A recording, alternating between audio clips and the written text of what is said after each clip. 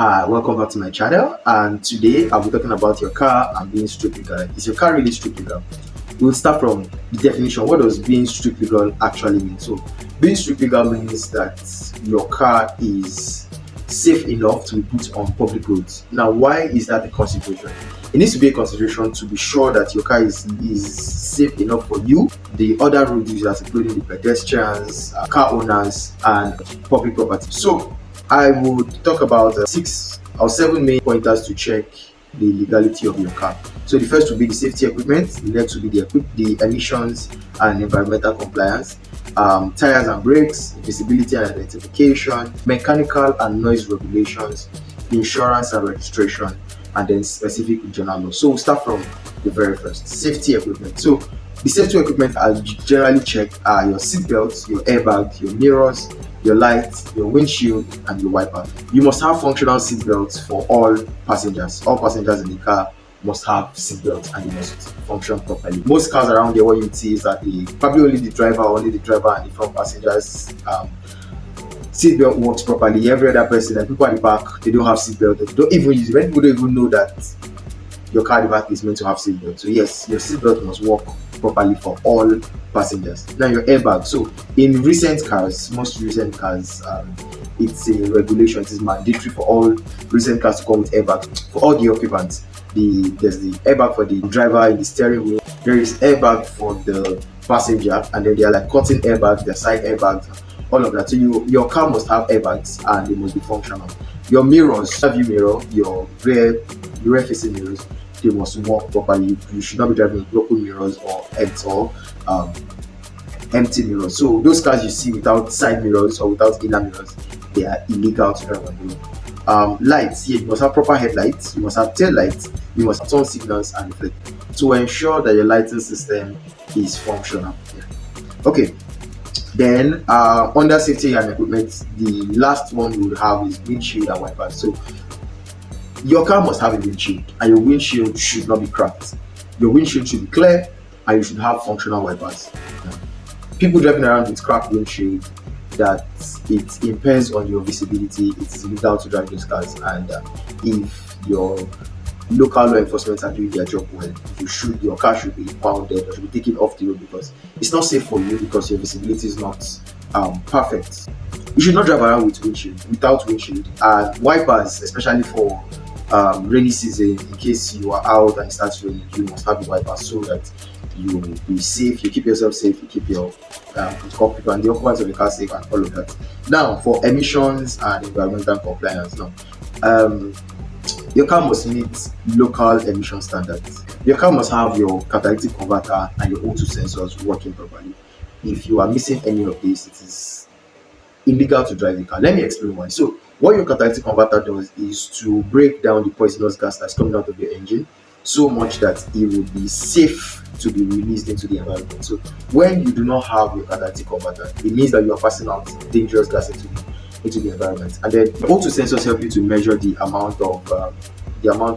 kind of gas that you are putting out into the atmosphere. So if your O2 sensor is working properly, it will show you that okay, your gas is good, your gas is bad, and all of that. Now in some places you require to do something called a smoke test. So a smoke test is a test to check if it is compliant, if it is healthy enough to be released into the environment, because when you continually give out this kind of gases, they break down the ozone layer and they can be injurious in the long term. So that's why the emissions coming out of your car has to be in top condition. So your tires and your brake, you should have road approved tires with a considerable amount of tread height. Yeah, tread height or tread width. Yeah.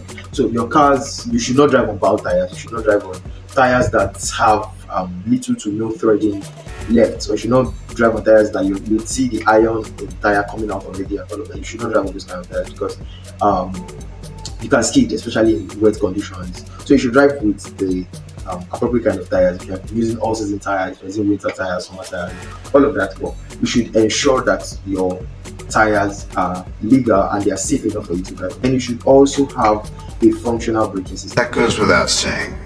You should not be driving a car that has failed brake. I mean, for your own safety, you should. What if the car slips and you can't control it? And you end up having a crash or crashing into someone or something like that. So you should have a functional braking system, including your emergency brake. Now, so over to the visibility and identification. You should have a functional speedometer and odometer.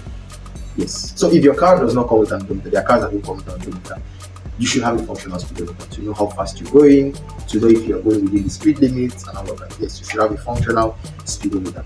Then you should have a clear VIN. A VIN is VIN, vehicle identification number.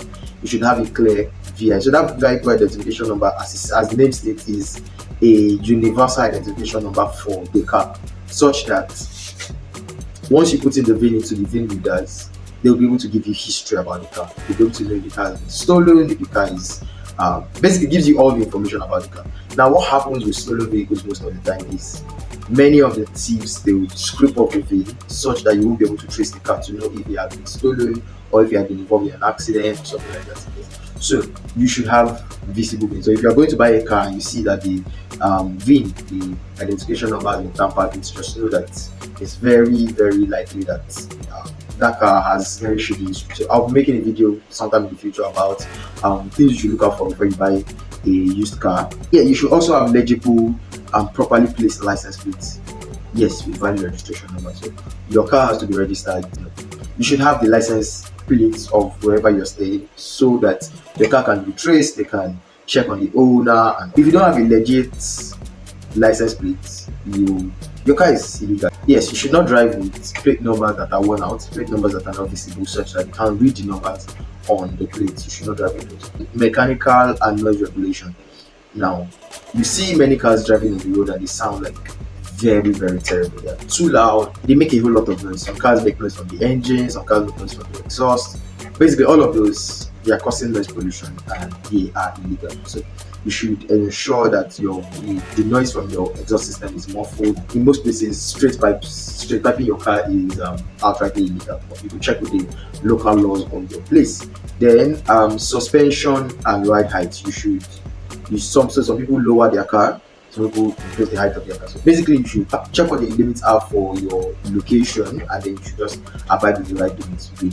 Then for number 6 would be the insurance and registration. Your car must be insured. In Nigeria, for example, you must have at least a third-party insurance to be able to drive on the road. Yes, so you should have at least a third-party insurance to be able to drive on the road. Other specific that are applicable in Nigeria. Yes, you must have valid driver's license. Your license plate must be properly displayed. You must not have like excessively dark tints. Yes, unless you have a permit. You must not have excessively dark tints. Yes, you should not have unauthorized flashing sirens. Yes, it is against the law in Nigeria to have flashing sirens, except you have a permit for it. So you see many of these cars that have flashing lights. Many of them have permits for it. Yeah, so you must have permits for those. Then you must not have illegal modifications like underglow lights. You should not have one of those things, and then you should not drive on foreign license plate. Because most of the cars we have in Nigeria are imported. You must not drive on foreign license. Yes, other things you need in your car would be like things like your wheel spanner, your toolbox. You can have something like this. Yeah, it's simple to use. Toolbox, your flashlight, and all of that. I made a video previously about things to have in your car to make it strictly. Yeah, you can just go ahead to watch that video. If you violate any of these, you risk your car being impounded. If you had hits multiple times, your license can be suspended as a person. The bodies in charge of managing your registration and all of that in Nigeria are the FRSC and the VIO. Yeah. So thank you for watching. I hope you enjoyed this video. Do ensure to like, subscribe, now I hope you enjoyed this video. The bodies that are in charge, you should not drive with plate numbers that have you should not drive with plate numbers that your lighting system is to ensure that your lighting system is tell me the word to ensure that your lighting system is up to date.